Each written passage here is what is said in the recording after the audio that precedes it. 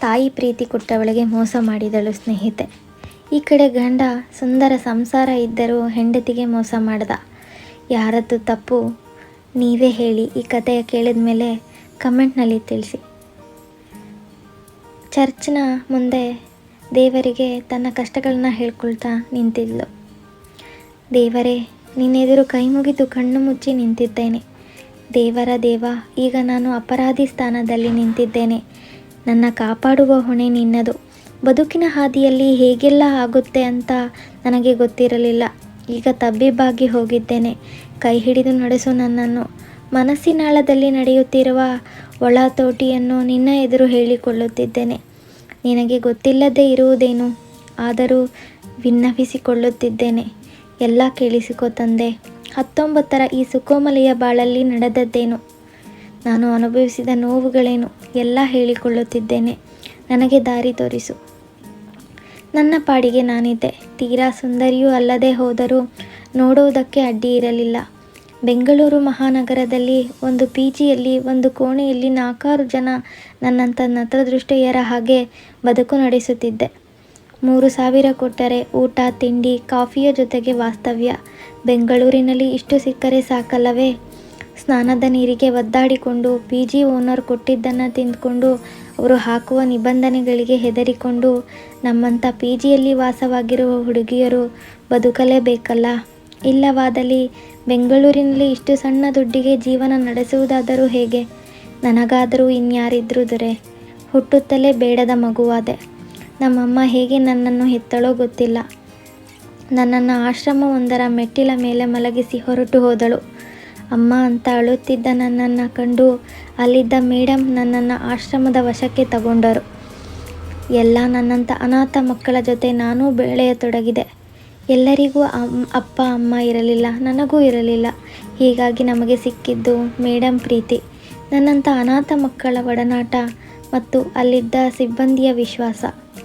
ಹೀಗಾಗಿ ಅನಾಥವಾಗೇ ಬೆಳೆದೆ. ನನ್ನ ಅಕ್ಕಪಕ್ಕದ ಮಕ್ಕಳನ್ನು ಯಾರ್ಯಾರೋ ಬಂದು ಇಷ್ಟಪಟ್ಟು ದತ್ತು ತೆಗೆದುಕೊಂಡು ಹೋದರು. ಆದರೆ ನನ್ನನ್ನು ಮಾತ್ರ ಯಾರೂ ದತ್ತು ಪಡೆಯಲಿಲ್ಲ. ಹೀಗಾಗಿ ನಾನು ಯಾರಿಗೂ ಬೇಡವಾದೆ. ಆದರೆ ಆಶ್ರಮದವರು ನನಗೆ ಕಾಲೇಜಿನ ತನಕ ಶಿಕ್ಷಣ ಕೊಡಿಸಿದರು. ಅಲ್ಲಿಂದ ಮುಂದಕ್ಕೆ ನಾನು ನನ್ನ ಜೀವನ ನಾನೇ ಕಲ್ಪಿಸಿಕೊಳ್ಳುವುದಾಗಿ ಹೇಳಿ ನನಗೆ ಬದುಕು ಕೊಟ್ಟ ಆಶ್ರಮಕ್ಕೆ ನಮಸ್ಕಾರ ಮಾಡಿ ಹೊರಗೆ ಬಂದು ಜೀವನ ಕಟ್ಟಿಕೊಳ್ಳಲು ಮುಂದಾದೆ. ಆಶ್ರಮದವರೇ ನನಗೆ ಒಂದು ಕಂಪ್ಯೂಟರ್ ಶಾಲೆಯಲ್ಲಿ ಕೆಲಸ ಕೊಡಿಸಿ ಜೀವನಕ್ಕೆ ಒಂದು ಉದ್ಯೋಗ ಕಲ್ಪಿಸಿಕೊಟ್ಟರು. ತಿಂಗಳಿಗೆ 5,000 ಸಂಬಳ, 3,000 ಪಿಜಿಗೆ ಕೊಟ್ಟರೆ ಇನ್ನುಳಿದ 2,000ದಲ್ಲಿ ನಾನು ಉಳಿದ ಖರ್ಚು ನಿಭಾಯಿಸಿಕೊಳ್ಳಬೇಕಿತ್ತು. ಅದಕ್ಕೆ ನಾನು ಹೊಂದಿಕೊಂಡೆ. ಶಾಲೆ ತುಂಬ ಚೆನ್ನಾಗಿತ್ತು. ಕಂಪ್ಯೂಟರ್ ಕಲಿಸುವುದು ನನಗೆ ಇಷ್ಟದ ಕೆಲಸವಾಗಿತ್ತು. ಎಲ್ಲರಿಗೂ ಕಲಿಸುತ್ತಾ ನಾನೂ ಸಂತೋಷ ಕಾಣತೊಡಗಿದೆ. ಅಂಥದ್ದೇ ದಿನಗಳಲ್ಲಿ ಬಂದವರು ಮೀರಾ ಆಂಟಿ. ಆಕೆ ಮಧ್ಯ ವಯಸ್ಸಿನ ಹೆಂಗಸು. ಆಗಲೇ 2 ಮಕ್ಕಳಿದ್ದ ಅವರು ಮನೆಯಲ್ಲಿ ಕೂತು ಸಮಯ ಹಾಳು ಮಾಡಲು ಬದಲು ಕಂಪ್ಯೂಟರ್ ಕಲಿಯಬೇಕೆಂದು ಬಂದಿದ್ದರು. ತುಂಬ ಚಂದದ ಹೆಂಗಸು ಆಕೆ. ಅಷ್ಟೇ ಒಳ್ಳೆಯ ಹೆಂಗಸು ಕೂಡ. ಅವರಿಗೆ ಕಂಪ್ಯೂಟರ್ ಕಲಿಸುವ ಜವಾಬ್ದಾರಿ ನನಗೆ ಬಂತು. ನಾನು ಆಸೆಯಿಂದ ಕಂಪ್ಯೂಟರ್ ಕಲಿಸತೊಡಗಿದೆ. ಅಷ್ಟೇ ಚೂಟಿಯಾಗಿದ್ದ ಅವರು ಕಂಪ್ಯೂಟರ್ ಚೆನ್ನಾಗೇ ಕಲಿಯತೊಡಗಿದರು. ಯಾಕೋ ಅಲ್ಲಿ ಬರುತ್ತಿದ್ದ ಉಳಿದ ವಿದ್ಯಾರ್ಥಿಗಳ ನಡುವೆ ಮೀರಾ ಆಂಟಿಯೇ ಇಷ್ಟವಾಗತೊಡಗಿದರು. ದಿನದಿಂದ ದಿನಕ್ಕೆ ಮೀರಾ ಆಂಟಿ ಹತ್ತಿರವಾಗತೊಡಗಿದರು. ಕಲಿಕೆಯ ಅವಧಿಯ ಮುಗಿದ ನಂತರವೂ ಅವರು ನನ್ನೊಡನೆ ಕಾಲ ಕಳೆಯುತ್ತಿದ್ದರು. ಆಗ ಗೊತ್ತಾದ ಅಸಲಿ ವಿಷಯ ಎಂದರೆ ಅವರಿಗೆ ಹೆಣ್ಣು ಮಕ್ಕಳಿರಲಿಲ್ಲ, ಇಬ್ಬರೂ ಗಂಡು ಮಕ್ಕಳೇ. ಹೀಗಾಗಿ ನನ್ನಲ್ಲಿ ತಮ್ಮ ಮಗಳನ್ನು ಅವರು ಕಾಣುತ್ತಿದ್ದರು. ನಾನು ಅವರಲ್ಲಿ ತಾಯಿಯನ್ನು ನೋಡತೊಡಗಿದೆ. ಅಲ್ಲಿಂದ ಮುಂದೆ ಆಗಿದ್ದೇ ಬೇರೆ. ಮೀರಾ ಆಂಟಿ ಬೆಳಗಿನ ತಿಂಡಿ ಕಟ್ಟಿಕೊಂಡು ನನ್ನ ಪಿಜಿಗೆ ಬಂದು ಕಾರಿನ ಹಾರ್ನ್ ಮಾಡಿ ನನ್ನನ್ನು ಕರೆದುಕೊಂಡು ಎಲ್ಲಾದರೂ ಪಾರ್ಕ್ ಬಳಿ ನಿಲ್ಲಿಸಿಕೊಂಡು ತಾವೂ ತಿಂಡಿ ತಿಂದು ನನಗೂ ತಿಂಡಿ ಕೊಟ್ಟು ಆಮೇಲೆ ಇಬ್ಬರು ಕ್ಲಾಸ್ಗೆ ಹೋಗುತ್ತಿದ್ದೆವು. ಅಲ್ಲಿ ಎಂದಿನಂತೆ ಕಂಪ್ಯೂಟರ್ ಕಲಿಕೆ, ಅವರ ವೈಯಕ್ತಿಕ ಬದುಕಿನ ಮಾತು, ನನ್ನ ಅನಾಥ ಬದುಕು ಎಲ್ಲವೂ ಅನಾವರಣವಾಗುತ್ತಿದ್ದವು. ನಾನು ಅನಾಥೆ ಅಂತ ಗೊತ್ತಾದ ದಿನ ಮೀರಾ ಆಂಟಿ ಅತ್ತು ಬಿಟ್ಟಿದ್ದರು. ನಾನಿದ್ದೀನಿ ಕಣೆ ಅಂತ ತಬ್ಬಿಕೊಂಡಿದ್ದರು. ಅದಾಗಿ ನನಗೆ ಇನ್ನೂ ಹತ್ತಿರವಾಗಿದ್ದರು. ಕ್ಲಾಸ್ ಮುಗಿದ ಮೇಲೆ ನನ್ನನ್ನು ಜೊತೆ ಕರೆದುಕೊಂಡು ಹೋಟೆಲ್ಗೆ ಹೋಗಿ ಅಲ್ಲಿ ಗಡದ್ದಾಗಿ ತಿನ್ನಿಸಿ ಮತ್ತೆ ನನ್ನನ್ನು ಪಿಜಿಗೆ ಬಿಟ್ಟು ಹೋಗುತ್ತಿದ್ದರು. ನಾನಂತೂ ಹರುಷದ ಅಲೆಯಲ್ಲಿ ತೇಲುತ್ತಿದ್ದೆ. ಈ ನಡುವೆ ನಾನು ಫೇಸ್ಬುಕ್ಕಿಗೆ ಅಂಟಿಕೊಂಡಿದ್ದೆ. ಟೈಮ್ ಫ್ರೀ ಇದ್ದಾಗ ಫೇಸ್ಬುಕ್ ನೋಡುತ್ತಾ ಗೊತ್ತಿದ್ದವರೊಂದಿಗೆ ಚಾಟ್ ಮಾಡುತ್ತಿದ್ದರೆ ಸಮಯ ಹೋಗುವುದೇ ಗೊತ್ತಾಗುತ್ತಿರಲಿಲ್ಲ. ಹಾಗೆಯೇ ಹೊಸ ಹೊಸ ನೋಟಿಫಿಕೇಷನ್ಗಳು ಬರುತ್ತಿದ್ದ ಹಾಗೆ ಆ ದಿನ ಒಂದು ಫ್ರೆಂಡ್ ರಿಕ್ವೆಸ್ಟ್ ಬಂತು. ಆತ ಪರಂ, ವಯಸ್ಸು 45, ನೋಡಲು ಚೆನ್ನಾಗಿದ್ದರು, ಚೆನ್ನಾಗಿ ಓದಿದ್ದರು, ಒಂದು ಚಂದದ ಆಫೀಸಿನಲ್ಲಿ MD, ಜೊತೆಗೆ ಒಬ್ಬ ಬ್ಯಾಚುಲರ್ ಕೂಡ. ಹೀಗಾಗಿ ಅವರನ್ನು ಫ್ರೆಂಡಾಗಿ ನಿರಾಕರಿಸಲು ನನಗೆ ಯಾವುದೇ ಕಾರಣ ಇರಲಿಲ್ಲ. ನಾನು ಕನ್ಫರ್ಮ್ ಮಾಡಿಬಿಟ್ಟೆ. ಅಲ್ಲಿಂದ ನಮ್ಮದು ನಿರಂತರ ಹರಟೆ, ನಿಲ್ಲದ ಪಟಂಗ. ಕೊನೆಗೆ ಆತ ಒಬ್ಬ ಒಳ್ಳೆ ಸಂಗಾತಿ ಅನ್ನಿಸಿಬಿಟ್ಟಿತ್ತು. ಒಬ್ಬ ಮಧ್ಯವಯಸ್ಕನ ಜೊತೆ ಸ್ನೇಹ ಮತ್ತು ಒಡನಾಟ ಖುಷಿ ಕೊಡತೊಡಗಿತ್ತು. ಆತ ಕೂಡ ನನ್ನನ್ನು ಚೆನ್ನಾಗಿ ಸುತ್ತಿಸುತ್ತಿದ್ದರು ಮತ್ತು ಕಂಡ ಹೋಟೆಲ್ಲು ಮಾಲುಗಳಿಗೆ ಕರೆದೊಯ್ದು ಬೇರೆ ಪ್ರಪಂಚ ತೋರಿಸಿದ್ದರು.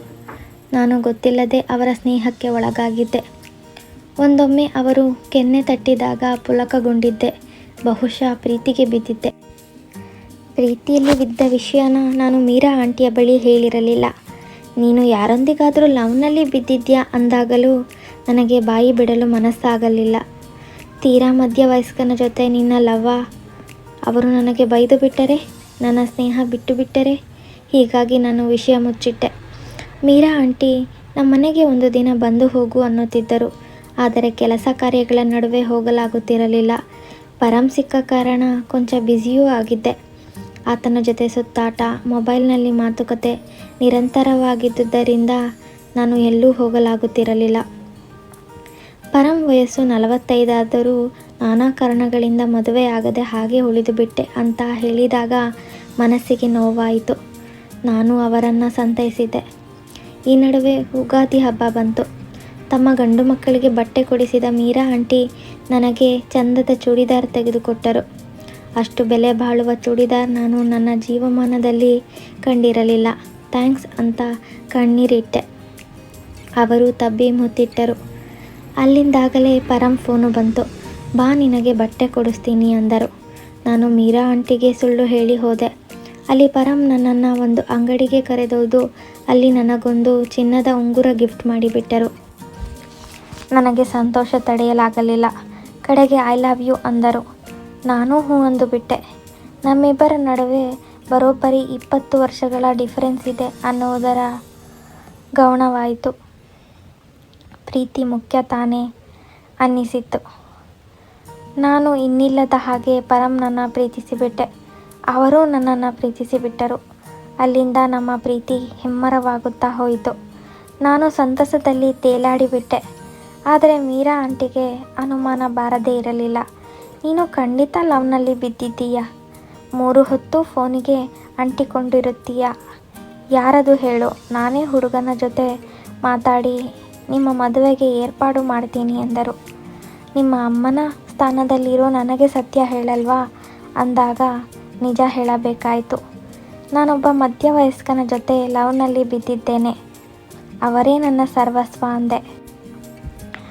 ಅವರನ್ನು ಬಿಟ್ಟು ಬೇರೆ ಯಾರನ್ನೂ ನಾನು ಮದುವೆ ಆಗೋಲ್ಲ ಎಂದಾಗ ಅವರು ಮನಸ್ಸಾರೆ ಬೈದರು.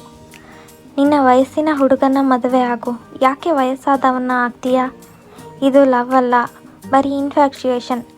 ಇದಕ್ಕೆ ಬಲಿಯಾಗಬೇಡ. ಆ ವ್ಯಕ್ತಿಗಾದರೂ ಬುದ್ಧಿ ಇರಬೇಕಿತ್ತು. ನಿನ್ನಂಥ ಸಣ್ಣ ವಯಸ್ಸಿನ ಹುಡುಗಿಯನ್ನು ಮದುವೆಯಾಗುವುದಾ ಅಂದರು. ನನಗೆ ನಾಟಲಿಲ್ಲ. ಇಲ್ಲ, ವಯಸ್ಸಿಗೇನು, ಪ್ರೀತಿ ತಾನೇ ಮುಖ್ಯ ಅಂದೆ. ಆಂಟಿ ಒಪ್ಪಲಿಲ್ಲ. ನಿನಗೀಗ ಅರ್ಥ ಆಗಲ್ಲ. ಮೊದಲು ಈ ಪ್ರೀತಿನ ಇಲ್ಲಿಗೆ ನಿಲ್ಲಿಸು ಅಂದರು. ನಾನೂ ಒಪ್ಪಲಿಲ್ಲ. ನಮ್ಮಿಬ್ಬರ ನಡುವೆ ಜಗಳವೇ ಆಯಿತು. ಸಿಟ್ಟು ಮಾಡಿಕೊಂಡು ಆಂಟಿ ಹೋಗೇ ಬಿಟ್ಟರು. ನಾನು ಹಾಗೇ ನಿಂತುಬಿಟ್ಟೆ. ಆದರೆ ಅಲ್ಲಿಂದ ಆಂಟಿ ಕಾಲ್ ಮಾಡಲಿಲ್ಲ, ಕಂಪ್ಯೂಟರ್ ಕ್ಲಾಸಿಗೂ ಬರಲಿಲ್ಲ. ನನಗೆ ಏನೋ ಕಳವಳ ಹಾಗಾಯಿತು. ಫೋನ್ ಮಾಡಿದರೂ ರಿಸೀವ್ ಮಾಡಲಿಲ್ಲ. ಕಡೆಗೆ ಆಂಟಿಯ ಫೈಲ್ ತೆಗೆದು ನೋಡಿ ಅವರ ಮನೆಯ ಅಡ್ರೆಸ್ ಹುಡುಕಿ ಹೋದೆ. ಆಂಟಿ ಮನೆಯಲ್ಲೇ ಇದ್ದರು. ನಾನು ಹೋದಾಗ ಮತ್ತು ಸಿಟ್ಟು ಪ್ರದರ್ಶಿಸಿದರು. ನಾನು ಸಾರಿ ಹೇಳಿಕೊಂಡೆ. ಕಣ್ಣೀರಿಟ್ಟೆ.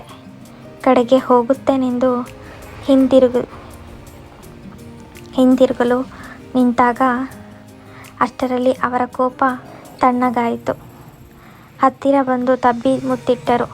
ನಿನ್ನ ಒಳ್ಳೆಯದಕ್ಕೆ ಹೇಳ್ತೀನಿ, ಮೊದಲು ಅವನ ಸಹವಾಸ ಬಿಡು ಅಂದರು. ನಾನು ಸುಮ್ಮನಿದ್ದೆ. ಅಷ್ಟರಲ್ಲಿ ಪರಂ ಫೋನು ಮಾಡಿದ. ನಾನು ರಿಸೀವ್ ಮಾಡದೆ ಹೋದಾಗ ಮತ್ತೆ ಮತ್ತೆ ಮಾಡಿದ. ಕಡೆಗೆ ಆಂಟಿಯೇ ನನ್ನ ಕೈಯಲ್ಲಿದ್ದ ಸೆಲ್ ಕಿತ್ತುಕೊಂಡು ಕಿವಿಗಿಟ್ಟುಕೊಂಡರು. ನಾನು ಆಂಟಿ ಅಂದೆ. ಆದರೆ ಸೆಲ್ ಆಗಲೇ ಆಂಟಿಯ ಕಿವಿಯಲ್ಲಿತ್ತು. ಅತ್ತ ಪರಂ ನಾನೇ ಫೋನ್ ರಿಸೀವ್ ಮಾಡಿದ್ದೇನೆ ಅಂದುಕೊಂಡು, ಹಾಯ್ ಚಿನ್ನ, ಏನು ಬ್ಯುಸಿನಾ? ಫೋನ್ ರಿಸೀವ್ ಮಾಡದೇ ಇರೋಷ್ಟು ಕೆಲಸನಾ? ಇತ್ಯಾದಿ ಅನ್ನುತ್ತಿದ್ದ ಅನ್ನಿಸುತ್ತೆ. ಆದರೆ ಆಂಟಿಯ ಮುಖ ವಿವರಣವಾಯಿತು. ಅವನು ಇನ್ನೂ ಏನೇನೋ ಮಾತನಾಡುತ್ತಿರಬಹುದು. ಆಂಟಿ ಹಾಗೆ ದಸಕ್ಕನೆ ಸೋಫಾದಲ್ಲಿ ಕುಸಿದರು. ನನಗೆ ಅರ್ಥವಾಗಲಿಲ್ಲ. ಹತ್ತಿರ ಬಂದು ಆಂಟಿ ಅಂದೆ. ಮಾತೇ ಹೊರಡಲಿಲ್ಲ. ಏನಾಯಿತು, ಮಾತನಾಡಿ ಅಂದೆ. ಅವರ ಕಣ್ಣಿಂದ 2 ಹನಿ ನೀರು ಜಾರಿದ್ದು ಮಾತ್ರ ಸತ್ಯ. ನನಗೆ ಅರ್ಥವಾಗದೆ ಆಂಟಿಗೆ ನೀರು ತರಲು ಟೇಬಲ್ ಬಳಿ ಓಡಿದೆ. ಆಕಸ್ಮಿಕವಾಗಿ ಅಲ್ಲಿ ಶೋಕೇಶಿನಲ್ಲಿದ್ದ ಫೋಟೋ ಕಡೆ ನನ್ನ ಕಣ್ಣು ಹೋಯಿತು. ನೋಡಿದವಳೆ ಭೂಮಿಗಿಳಿದು ಹೋದೆ. ಫೋಟೋದಲ್ಲಿ ಆಂಟಿ ಪಕ್ಕದಲ್ಲಿದ್ದ ಗಂಡಸು ಬೇರೆ ಯಾರೂ ಆಗಿರಲಿಲ್ಲ, ಸ್ವತಃ ಪರಂ ಆಗಿದ್ದ. ನಾನು ಶಾಕ್ ಆಗಿ ಹೋಗಿದ್ದೆ. ಪರಂ ನನಗೆ ಸುಳ್ಳು ಹೇಳಿದ್ದ. ಮದುವೆ ಆಗಿಲ್ಲ, ನಾನೊಬ್ಬ ಒಂಟಿ ಅಂತ ನನ್ನನ್ನು ಏಮಾರಿಸಿದ್ದ. ನನಗೆ ತಾಯಿ ಪ್ರೀತಿ ತೋರಿಸಿದ್ದ ಆಂಟಿ ಗಂಡನನ್ನೇ ನಾನು ಪ್ರೀತಿಸಿಬಿಟ್ಟಿದ್ದೆ. ನನ್ನ ತಾಯಿಗೆ ನಾನು ಸವತಿಯಾಗಿ ಹೋಗಿದ್ದೆ. ಆಂಟಿಗೆ ಹೇಗಾಗಿರಬೇಡ. ನಾನು ಭೂಮಿಗಿಳಿದು ಹೋಗಿದ್ದೆ. ಈಗ ದೇವರೇ ನಡೆದುದೆಲ್ಲ ನಿನ್ನ ಮುಂದೆ ಹೇಳಿಕೊಂಡಿದ್ದೇನೆ. ಇಲ್ಲಿ ನನ್ನ ತಪ್ಪೇನಿದೆ? ನನ್ನಿಂದ ಆಂಟಿ ಮತ್ತು ಪರಂ ಸಂಸಾರ ಹಾಳಾಯ್ತಾ? ಅವರ ಬದುಕಿಗೆ ನಾನು ಮುಳುವಾದೆನಾ? ತಾಯಿ ಪ್ರೀತಿ ಕೊಟ್ಟ ಮೀರಾ ಆಂಟಿಗೆ ನಾನು ಕೊಟ್ಟಿದ್ದೇನು? ನನಗೆ ಗೊತ್ತು ಅವರ ಸಂಸಾರದಲ್ಲಿ ಬಿರುಕು ಮೂಡಿದೆ ಅಂತ. ಆದರೆ ನನಗೇನು ಗೊತ್ತಿತ್ತು? ನನ್ನ ತಾಯಿ ಚೆನ್ನಾಗಿರಬೇಕು, ಅವಳು ನೆಮ್ಮದಿಯಾಗಿರಬೇಕು. ಅದಕ್ಕೆ ಈ ಊರೇ ಬಿಟ್ಟು ತೆರಳಲು ಸಿದ್ಧವಾಗಿದ್ದೇನೆ. ಬೇರೆ ಇನ್ಯಾವುದೋ ಅಪರಿಚಿತ ಊರಿನಲ್ಲಿ ಅಪರಿಚಿತ ಜನಗಳ ಮಧ್ಯೆ ಒಂದು ಪಿಜಿಗೆ ಸೇರಿಕೊಂಡು ಒಬ್ಬಂಟಿ ಜೀವನ ನಡೆಸಬೇಕು ಅಂತ ತೀರ್ಮಾನ ಮಾಡಿ ಹೊರಟಿದ್ದೇನೆ. ನನ್ನ ತೀರ್ಮಾನ ಸರಿಯಿದೆ ತಾನೇ? ಆಶೀರ್ವಾದ ಮಾಡು. ಹೊರಟಿದ್ದೀನಿ. ಮೀರಾ ಆಂಟಿಯ ಜೀವನ ಚೆನ್ನಾಗಿರಲಿ. ನಮಸ್ಕಾರ. ಈ ಹುಡುಗಿಗೆ ಮುಂದೆ ಒಳ್ಳೆಯ ಜೀವನ ಸಂಗಾತಿ ಸಿಕ್ಕು ಮುಂದೆ ಅವಳ ಜೀವನದಲ್ಲಿ ಯಾವತ್ತೂ ಎಡುವುದೇನೆ ಅವಳ ಜೀವನ ಸುಖವಾಗಿರಲಿ ಅಂತ ಹಾರೈಸೋಣ. ಕತೆ ನಿಮಗೆ ಇಷ್ಟವಾಗಿದ್ದರೆ ದಯವಿಟ್ಟು ಒಂದು ಲೈಕ್ ಕೊಡಿ. ಹಾಗೆ ಸಬ್ಸ್ಕ್ರೈಬ್ ಮಾಡ್ಕೊಳ್ದೆ ಕತೆ ಕೇಳ್ತಿದ್ರೆ ಸಬ್ಸ್ಕ್ರೈಬ್ ಮಾಡ್ಕೊಳ್ಳಿ. ಧನ್ಯವಾದಗಳು.